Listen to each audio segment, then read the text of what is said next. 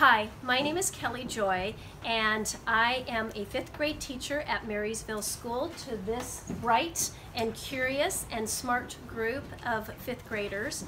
And it is my pleasure to read to you the final chapter of Amal Unbound, chapter 46. Chapter 46. Amal, I need to talk to you, Nasreen Baji said to me the next week. She patted the space on her bed, motioning for me to join her. I'm going to Islamabad for a little while, she said when I sat down. My eldest is coming to get me tomorrow morning. It's too hard to be here right now. The house is too big for me.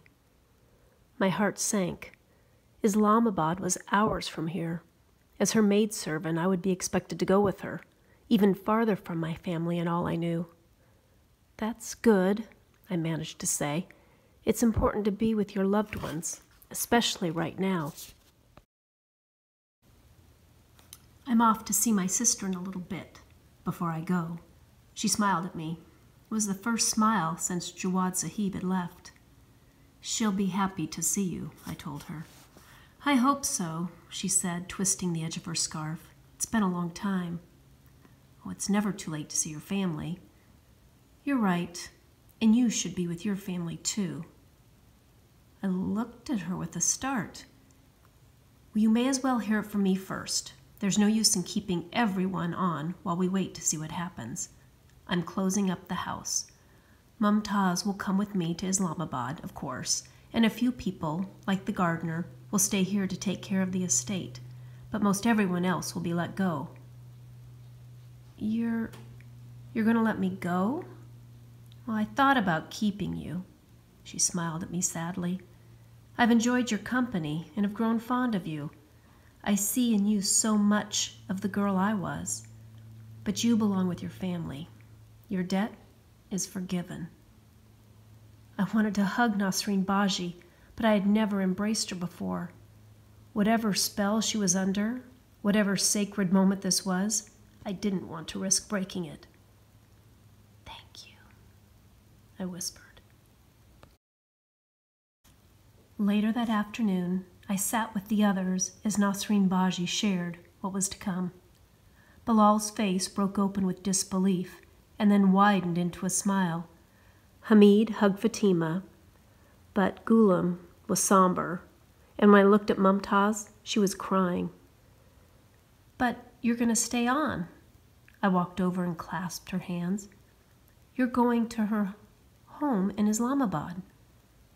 But this is my home. She looked up at me. Take care of yourself and check in on the old lady now and then, if you can, she said through her tears. I will. I hugged her. I felt surprised by the sadness overtaking me. I had waited so long for this day, and I was glad to leave, but I would miss Mumtaz and the other servants. Fatima approached me a little while after. She held Hamid's hand. We're leaving. My parents don't want me. Baba said I can go home with him. Where are you going? I asked Hamid. Back home, he said. Imwala. Wife and children are waiting. Have been for a long time. Have a couple of grandkids Fatima's age. He looked down at Fatima and smiled. It will be nice for you to have some children to play with. Fatima's eyes watered when I walked over to her. She was my first friend here, the person who gave me a chance before anyone else would. When you finish writing your story, will you send it to me? I asked her. I want to read it. She looked at the ground and didn't respond. We'll see each other at the market. Hamid's village is just on the other side from where I live. I'll find you. We'll stay in touch, I promised. But it won't be the same, she whispered. No, I told her, it won't be the same. But maybe it will be better. She hugged me. I watched her follow Hamid out the door, out of sight. I picked up my satchel and felt a tap. Nabila. Here. She pushed a cloth bag toward me. I packed some snacks for you, some water, in case you need it for the walk home. Where are you going? I asked her. Back home? No, never. I'm going to live with my cousin Latif's wife in my old village near Shumwala. She needs all the help she can get. You're going back to school? I asked her. I'm not sure, she shrugged. The literacy center is free, Nabila. I really liked it, and it's not far from where you live. Give it a chance. We might even bump into each other. It's just around the corner from where I live. Maybe. And you better go back to school. You have to become a teacher. It's not every day you get a second chance like this. I hope so, I smiled. I could hardly believe there was a time when she was anything but a friend to me. I leaned over and embraced her. I pulled my suitcase behind me as dusk settled. A crescent moon was etched into the sky above. Soon stars would glitter overhead.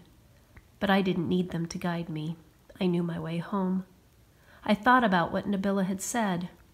Maybe I would be a teacher one day. Or maybe I'd write a book or set up schools like Asif. Or maybe I could do all these things.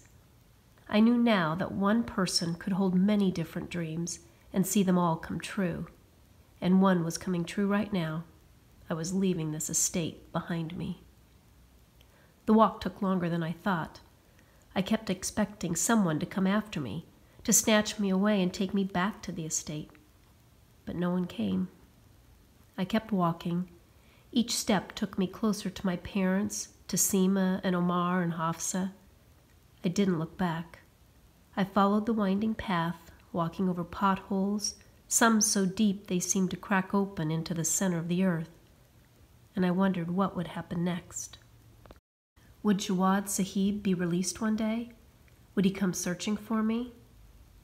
I thought not knowing would scare me, but I didn't feel afraid. Today, I was free, and even if I didn't know what the future held, I knew I was going home. And right now, in this moment, this was enough.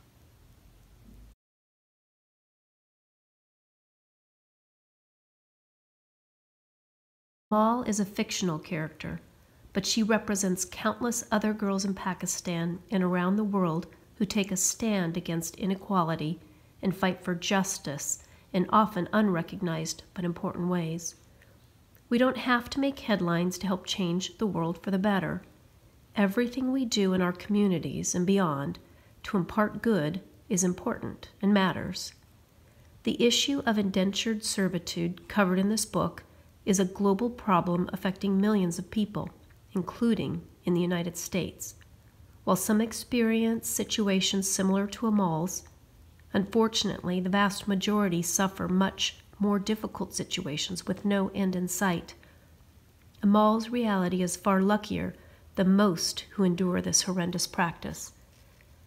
There are brave girls all over the world. They may feel afraid sometimes, like Amal, but doing the right thing, despite the risks it involves, is the bravest thing there can be. It is my hope this story shines a light on brave girls everywhere.